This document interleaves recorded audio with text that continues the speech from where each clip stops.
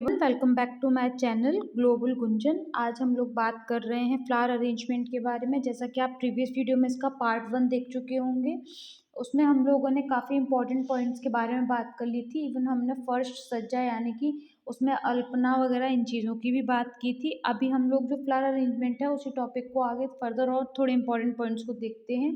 तो हमारा जो पहला पॉइंट आता है वो है टाइप्स ऑफ फ्लावर अरेंजमेंट। आप देखेंगे कि आपको कई तरीके के फ्लावर अरेंजमेंट देखने को मिलते हैं। तो इसमें सबसे पहले आपका आता है लाइन वाला यानी कि रेखीय डिज़ाइन, जिसमें आप एक लाइन क्रिएट करते हैं जिसके थ्रू फ्लावर अरेंजमेंट किया जाता है। ये एक न्यू टेक्निक है, new method of flower arrangement है। ये आपके पश्चिमी और पूर्वी विचारधाराओं के मिश्रण से बना हुआ है। अमेरिकन जो पुष्प सज्जा प्रेमी हैं, उन्होंने जापान से जो रेखीय डिज़ाइन होता है उसका मूल तत्व लेकर पश्चिमी परिवेश में उसको ढालकर लाइन डिज़ाइन अरेंजमेंट को बनाया है। इसमें उथले पात्र का प्रयोग किया जाता है और इसमें टाइम भी कम लगता है और आपका श्रम भी कम लगता है और पदार्थ भी कम लगता है, और लेकिन ये ज़्यादा आकर्षक देखने में लगता है। उसके बाद हम बात करते हैं मैंने यहाँ पे मास स्टाइलिंग यानी समूह शैली को डिस्क्राइब नहीं किया, क्योंकि उसमें आप जानते हैं कि बंच ऑफ फ्लावर्स को एक आपकी जो चौड़ा और छोटा जो आपका पात्र होता है उसमें अरेंज किया जाता है। फिर कॉम्बिनेशन अरेंजमेंट की बात करें तो ये अमेरिका में विशेष रूप से प्रचलित होता है, जिसमें आपका लाइन और मास दोनों को कंबाइन करने के बाद में अरेंजमेंट किया जाता है। मिनिएचर अरेंजमेंट की बात करें तो जो मिनिएचर अरेंजमेंट जो होता है उसमें इंपॉर्टेंट पॉइंट बस इतना है कि ये 5 जो आपका 5 इंचेस जो होते हैं उससे अधिक लंबा या चौड़ा नहीं हो सकता है। अगर इससे कुछ लंबा या चौड़ा ही अगर होता है तो इसे डिमिन्यूटिव अरेंजमेंट कहते हैं। तो ये 2 पॉइंट आप इसमें याद रखिएगा। दोनों टर्म, मिनिएचर अरेंजमेंट का साइज और डिमिन्यूटिव जो अरेंजमेंट है उसे क्या कहते हैं या कितने साइज का होता है, वो आपको याद रखना है। नेक्स्ट है आपका जापानी शैली के बारे में बात करते हैं। तो ये जो जापानी शैली होती है ये छठी शताब्दी जो थी उसमें आरंभ हुई थी। आज से लगभग माने तो 1400 वर्ष पहले। जो छठी शताब्दी थी वहाँ पर उस समय पर चीन से जो बौद्ध धर्म है अब वो अपना वो आया था जापान में, और वहाँ पर उस समय पर भगवान की जो उनकी मूर्ति की पूजा थी उनको समर्पित करने के लिए फूलों से उनको सजाया जाता था। ये फूल जो हैं वो बड़े कांसे के यानी कि ब्रॉन्ज के पात्र में रखे जाते थे।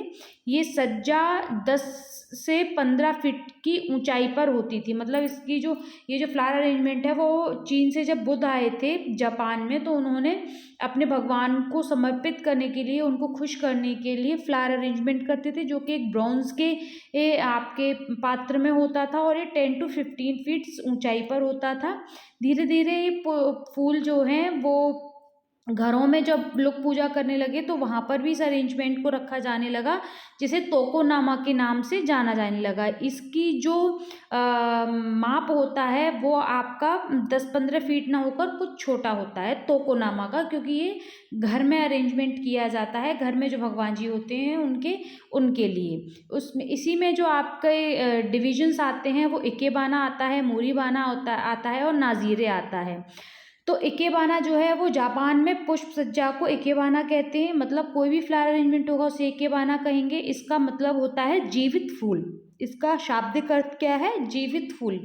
और मोरीबाना जो होता है वो चौड़े उथले पात्र में होता है। इसमें सज्जा जो होती है वो स्वतंत्र रहती है, आप किसी भी तरीके से कर सकते हैं। और जो नाजीरे होता है ये सबसे प्राचीन शैली है और इसमें लंबे पात्रों का प्रयोग किया जाता है। मेनली आपको इसमें पात्रों का याद रखना है कि नाजीरे में कौन सा होता है यूज और मोरीबाना में कौन सा होता है। प्रत्येक जापानी सज्जा में 3 मूल प्रतीक माने जाते हैं। मतलब जापानी सज्जा में आप देखेंगे कि 3 चीज़ों को मेन देखा जाता है। ये आपको मोस्ट इंपॉर्टेंट पॉइंट है जो फ्लावर अरेंजमेंट से पूछा जाता है।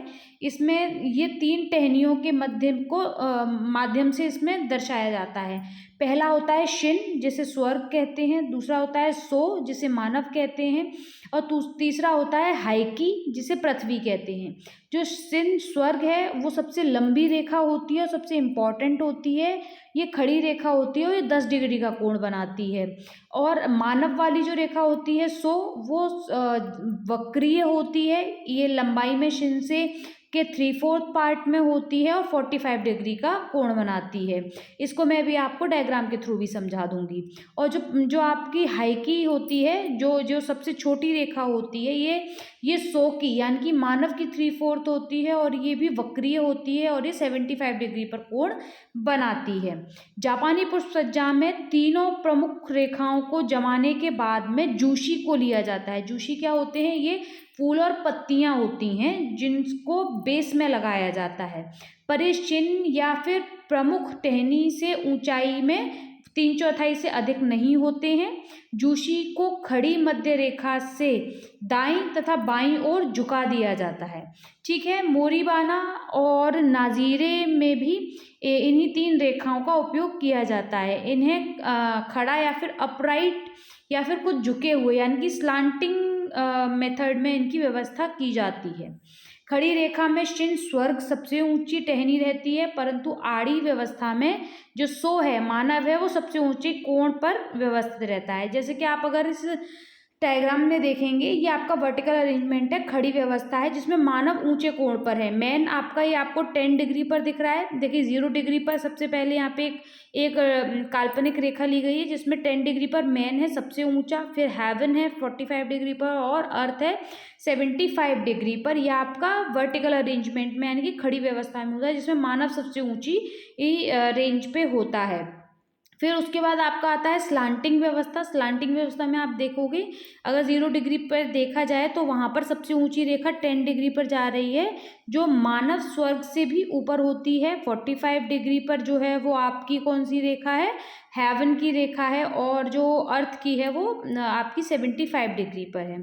और ये जो है ये आपका बेसिक तीनों रेखाओं का जो कोण है वो दिखाया गया है जिसमें आपकी 45 डिग्री पर मानव है, 10 डिग्री पर हेवन है और 75 डिग्री पर अर्थ है। तो इस तरीके से आपने देखा कि जो मोस्ट इम्पॉर्टेंट पॉइंट आपके थे फ्लावर अरेंजमेंट से रिलेटेड मेरे पास, वो मैंने आपको शेयर कर दिए हैं। कोई क्वेश्चन हो या कुछ समझ में ना आया हो या पीडीएफ चाहिए हो तो आप टेलीग्राम पर भी कांटेक्ट कर सकते हैं, बाकी आप कमेंट सेक्शन में भी पूछ सकते हैं। Thank you for watching my video and have a good day. Bye bye.